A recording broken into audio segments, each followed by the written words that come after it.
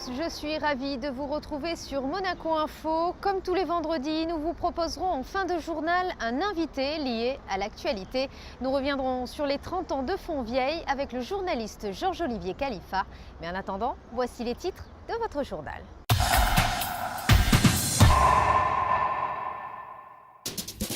En ouverture, coup de projecteur sur la 12e édition du Salon Top Marque.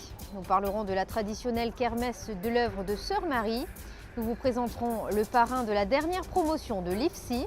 Et nous irons au théâtre Princesse Grace où était proposée l'Avare de Molière. C'est parti pour la 12e édition du Top Marque. Le salon a ouvert ses portes jusqu'à dimanche au Grimaldi Forum. Dans un cadre de renommée internationale, cette exposition automobile annuelle est devenue l'un des rendez-vous incontournables en principauté. Les détails dans ce reportage. Des bijoux, du champagne, des chaussures, mais surtout des supercars hors normes. La luxueuse 12e édition du Salon Top Marque a ouvert ses portes ce jeudi. Parmi tous ces bolides, France Auto Racing est un réseau national spécialisé dans les reprogrammations moteurs, le but étant de rendre ces GT encore plus performantes. Nous on fait des cartographies moteurs et ensuite on peut aller jusqu'à grosse prépa. Ça peut aller turbo, gros turbo, piston, bielle, gros injecteur. Ça peut être 2 heures de travail, comme ça peut être 1 mois de travail. Dans les années 2000, ça existait déjà, c'était pas du tout répandu et c'était plus compliqué, on va dire. Mais ouais, aujourd'hui, c'est devenu quotidien presque. On n'est pas les seuls à faire ça en France, mais pour autant, malgré le nombre de centres qui s'ouvrent un peu partout, on a toujours de plus en plus de travail, ce qui fait que je ne sais pas dire combien de voitures sont modifiées chaque jour en France, mais il y en a vraiment beaucoup. Le pari dès le départ, c'était justement on ne voulait pas être catalogué, voilà si je puis dire. Donc le pari, c'était de faire aussi bien de la Clio RS que de la GT d'exception. Et enfin voilà, 7 ans plus tard, on a au garage des Golf 2 turbo qui sont garés à côté de 991 GT3 par exemple. Donc ouais, moi je pense qu'on a réussi notre pari, on arrive à toucher toutes sortes de voitures. Plus de 40 véhicules d'exception sont à découvrir, des supercars, nous l'avons vu, mais aussi des voitures de course pour tous les jours, comme la radicale RXC Turbo 500. Cette dernière est l'aboutissement de 5 années de développement. L'auto de piste a donc été homologuée voiture de série. Ce nouveau modèle est donc la RXC Turbo. C'est une voiture qui est homologuée pour la route. Radical a réussi le gros challenge de faire une homologation européenne, qui n'est pas une homologation à titre isolé comme certains constructeurs le font. C'est une voiture qui développe 530 chevaux dans la version qu'on présente aujourd'hui à Monaco. Donc on a un V6 biturbo qui nous vient de chez Ford, qui équipe accessoirement la nouvelle Ford GT, voilà, pour laquelle on a fait l'homologation donc en Euro 6 pour le moteur. On a une boîte à 7 rapports séquentiels. C'est une voiture qui pèse un peu plus d'1 tonne et qui a donc des performances à couper le souffle. Pour la première fois cette année, une sélection des meilleurs véhicules présents à Top Marque sont exposés également à l'intérieur du casino de Monte-Carlo. Cette nouvelle opération marque ainsi la toute première exposition de supercars dans ce lieu prestigieux à découvrir jusqu'au 19 avril. Ouvrons un volet social à présent avec la traditionnelle kermesse de l'œuvre de Sœur Marie qui a ouvert ses portes jusqu'à samedi à l'espace de Fontvieille. Tous les fonds récoltés viendront en aide aux personnes âgées. Un reportage de Dominique Poulain.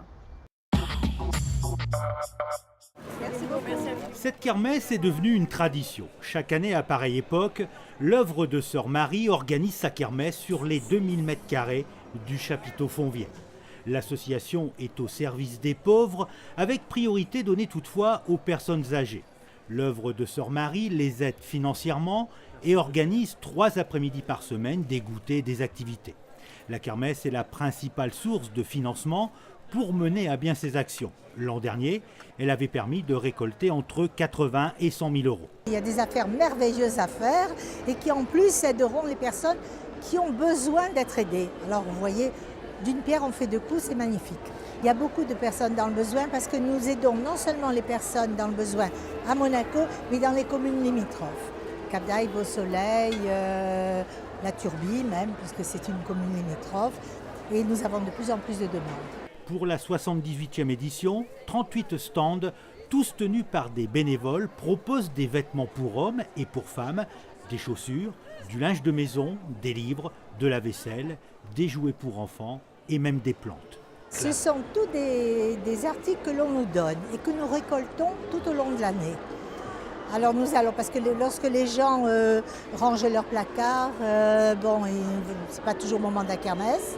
Donc nous avons un bénévole qui, avec une petite fourgonnette qui appartient à l'œuvre qui nous a été faite par la MRR, nous allons récolter tous ces vêtements que nous stockons dans des locaux que nous avons à notre disposition, que les dames rangent et tout, et qu'on ressort au moment de la kermesse. Cette kermesse est aussi un voyage de saveurs.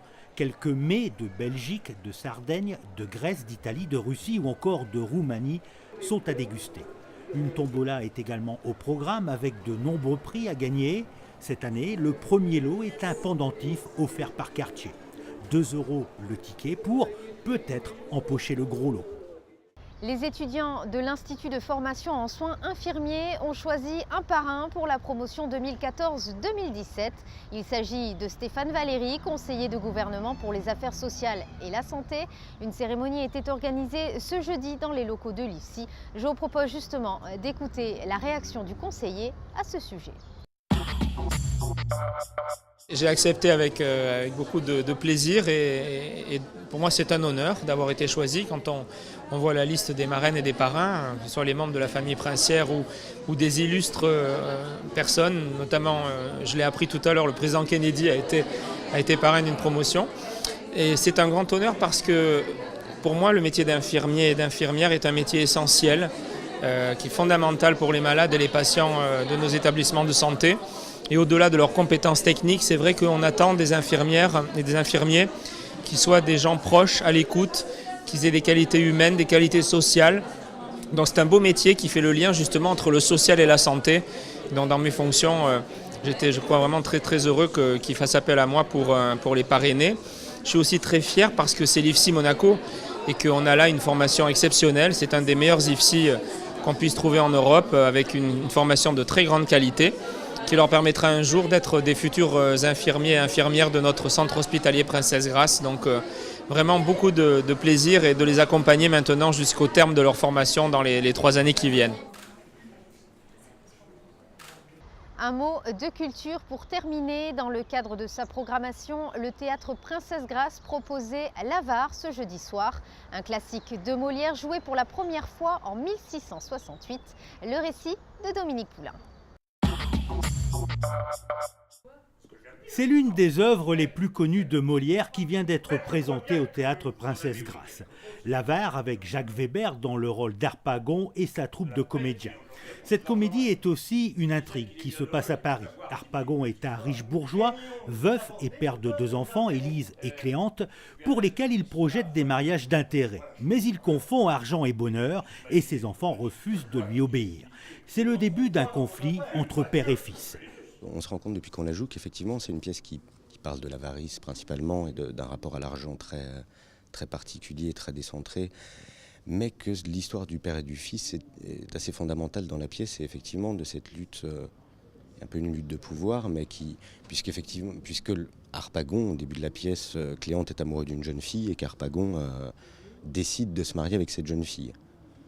Donc il y a effectivement conflit dès le début et c'est un conflit qui va se développer au fur et à mesure de la pièce et se régler un peu par une pirouette. Mais oui, on peut dire ça en quelque sorte. C'est la jeunesse qui essaye de pousser pour vivre, en fait, qui est empêchée de vivre par cette avarice et qui pousse à essayer de vivre elle aussi, quoi. L'Avare, c'est aussi le reflet de notre époque, une pièce adaptée à notre société. Tous les problèmes d'aujourd'hui y sont traités. C'est là où Molière est très très fort, c'est que toutes les pièces qu'il a écrites racontent quelque chose d'encore aujourd'hui. Et bon, l'Avare particulièrement, avec les choses sur l'emprunt, le fils qui emprunte à quelqu'un d'autre, les choses sur comme ça, sur un monde financier, il y a des corrélations. C'est une pièce qui peut parler aujourd'hui. Cette comédie, qui mêle burlesque et jeu de mots, est portée par 2 monstres du théâtre. Le premier est le metteur en scène Jean-Louis Martinelli, qui a signé de nombreuses pièces marquantes et fait jouer les plus grands acteurs français. Le second est Jacques Weber, un ogre de ses comédies. Son parcours impressionne et sa carrure et sa grande gueule intimident. qu'au début, c'était presque un peu une inquiétude. C'est-à-dire de me dire, voilà, me retrouver sur un plateau avec on peut dire un monstre de théâtre, voilà. Et ça a été il s'avère que c'est vraiment merveilleux parce que c'est un partenaire exceptionnel, que c'est quelqu'un qui a une carrière incroyable. Et donc, c'est pour des gens comme moi, enfin voilà, quand on est plus jeune dans le métier, c'est passionnant parce que c'est une encyclopédie théâtrale sur pattes un petit peu, quoi. C'est formidable de l'entendre parler, de le voir travailler, de le voir évoluer tous les soirs. C'est une vraie chance. Et c'est vrai que... Et puis voilà, c'est aussi, ça galvanise parce que il faut être en face, quoi. Il faut être, pas forcément au niveau, mais en tout cas, voilà, faut être à la hauteur de ce partenaire-là. Donc il s'est avéré que c'est vraiment merveilleux de travailler avec lui. Et c'est une représentation de cette pièce qui a donné envie à Jacques Weber de faire du théâtre, d'être comédien. À l'époque, il n'a que 9 ans. Jouer l'avare était donc un de ses rêves.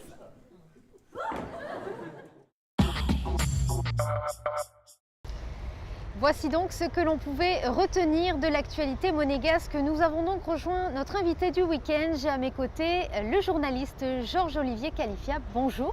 Bonjour. Merci de nous accorder cet entretien consacré aux 30 ans de Fontvieille.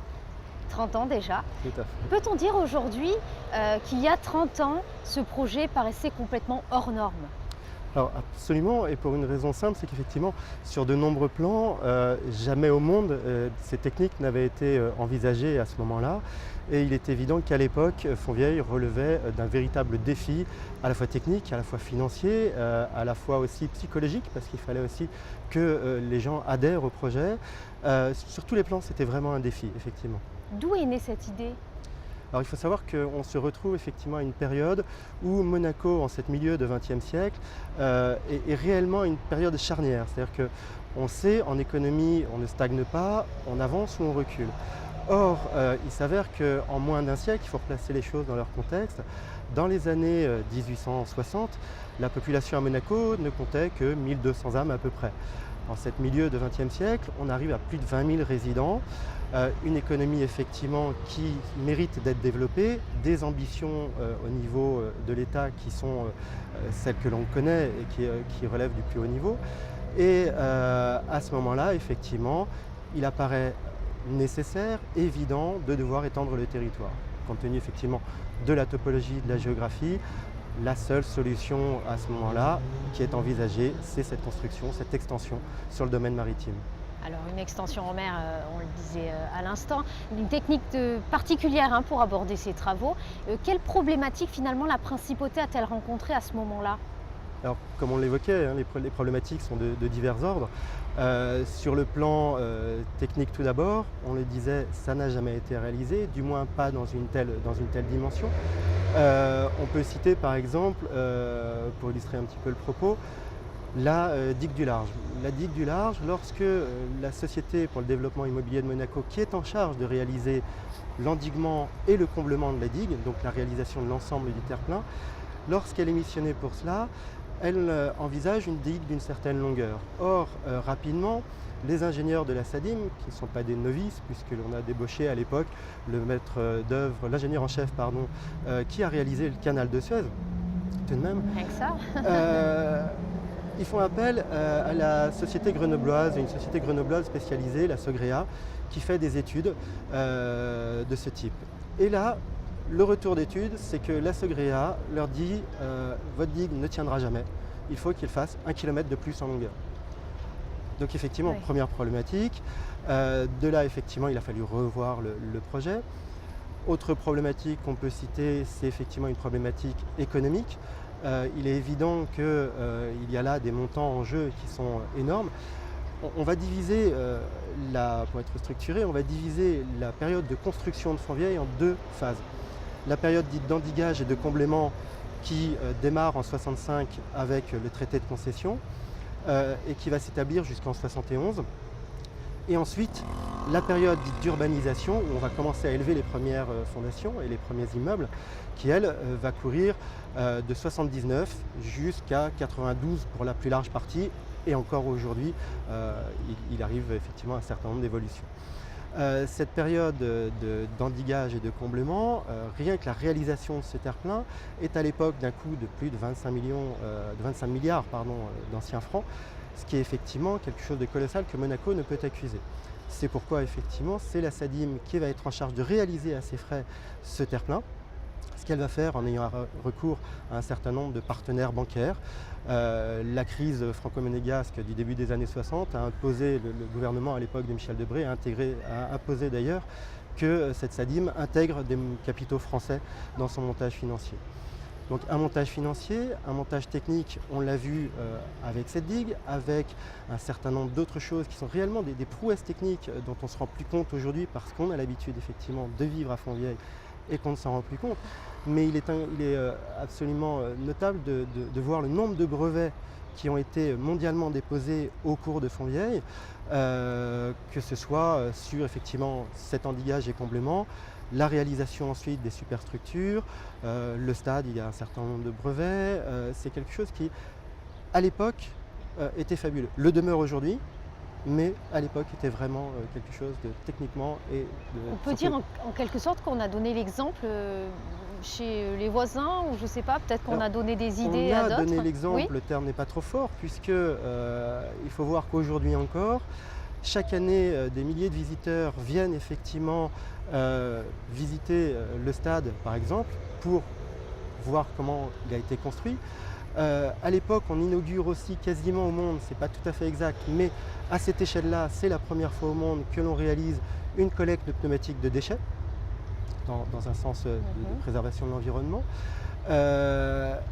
Aujourd'hui encore, de la même manière qu'au stade, on se retrouve avec l'usine de valorisation monégasque, avec des visites chaque année, y compris des visites de spécialistes de tout pays de la planète. Donc il y a véritablement effectivement un modèle, entre guillemets, je pense que le mot n'est pas trop fort, sur nombre d'aspects de cette construction.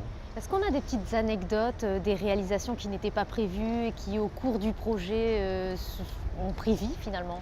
Alors totalement, forcément dans toute innovation, il y a une période aussi d'expérimentation. Quand on parlait tout à l'heure de cette période de fin d'achèvement de l'endigage et du comblement en 71, fin 71, et du démarrage de l'urbanisation en 79, c'est pas parce qu'on s'est retrouvé sans rien faire pendant quelques années. C'est simplement parce qu'il a fallu également stabiliser tout ce remblai. Et pour le stabiliser, par exemple, puisque c'était une anecdote, il y a eu 3 méthodes pour le stabiliser. On passe les 2 premières, on arrive à la 3e qui est celle qui se situe au niveau de ce qu'on appelle le pont cadre, l'ouvrage d'art qui relie grosso modo le tout petit rond-point qui est devant la Fourrière et l'autre rond-point qui se trouve près du Columbus. Pourquoi est-ce qu'aujourd'hui on a une colline? Ce n'est pas pour rien, elle avait une origine fonctionnelle, puisque la 3e phase de stabilisation du terre-plein a été réalisée au travers de grands monticules de terre que l'on a disposés sur le terre-plein et qui pendant des années ont permis de leur masse de stabiliser le terrain. Or, à l'époque, le souverain, le prince Régnier III, a souhaité que l'on conserve au moins un de ces monticules de terre, de façon à ce que justement Fontvieille ne soit pas un terrain plat qui reflète son caractère finalement artificiel, mais qu'il y ait un petit peu de relief, et c'est pour ça qu'on l'a conservé, qu'on a fait cet ouvrage dans le fond. Donc c'est une anecdote, il y en a beaucoup d'autres. Alors 30 ans après, nous sommes à Fontvieille.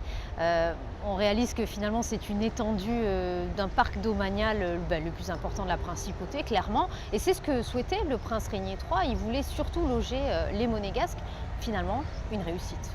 Totalement. Alors, ce quartier a vraiment été envisagé comme un quartier. C'est-à-dire qu'aujourd'hui, quand on parle de quartier, c'est véritablement un quartier. La difficulté, c'est qu'effectivement, depuis 1963, il n'y avait pas d'imposition directe à Monaco. C'était la décision de Charles III, plus d'imposition directe. Le problème, c'est qu'effectivement, en créant un nouveau quartier, ça suppose une charge supplémentaire pour l'État par rapport aux nouvelles personnes qui vont y résider et tous les services qui doivent venir accompagner cette nouvelle population qui, à l'époque, était envisagée aux alentours de 8 à 10 000 personnes supplémentaires. Donc effectivement, il a été envisagé comme un véritable quartier, la priorité a été donnée à deux aspects majeurs. L'aspect développement industriel et commercial. On a des plateaux industriels qui sont effectivement exceptionnels et c'est la plus grosse partie industrielle de Monaco, bien évidemment, mais également un parc domanial qui est le plus important de Monaco, sans compter effectivement les logements privés qui sont également en zone A comme en zone B notamment, des endroits particulièrement importants en termes de nombre et en termes de qualité d'habitation également.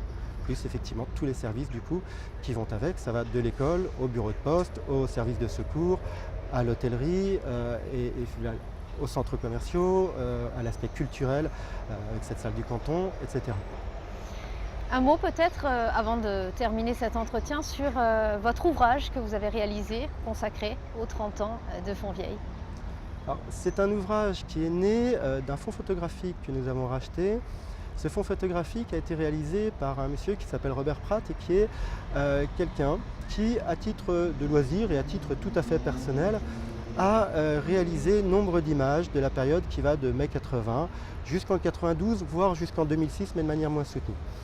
À partir de là, l'idée étant donné que finalement, contrairement à ce qu'on peut imaginer, il y a peu d'éléments concernant Fontvieille, même si c'est quelque chose d'assez récent, il y a peu d'éléments. Donc il était dommage que ce fonds photographique disparaisse ou finisse enterré dans un tiroir, etc. Du coup est née l'idée, d'une part, de le protéger et d'autre part de le valoriser. On va commencer par le deuxième point qui est de le valoriser et on en vient effectivement à cet ouvrage. Il a été effectué un énorme travail de recadrage des photos, de synthèse. À partir de là, il était important d'y associer un texte pour pouvoir expliquer effectivement les anecdotes, par exemple, dont on parlait tout à l'heure, et non pas seulement des photos de chantier qui n'auraient pas forcément évoqué suffisamment.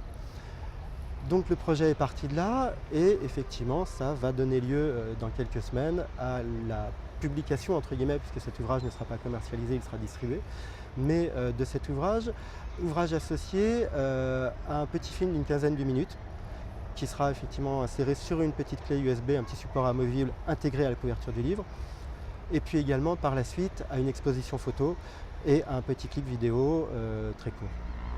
Merci beaucoup en tout cas, c'était un réel plaisir d'avoir cet éclairage sur Fontvieille et sur ces 30 ans. En tout cas, on a hâte de lire cet ouvrage. Merci beaucoup. Merci aux équipes techniques de Monaco Info et on se quitte sur la météo.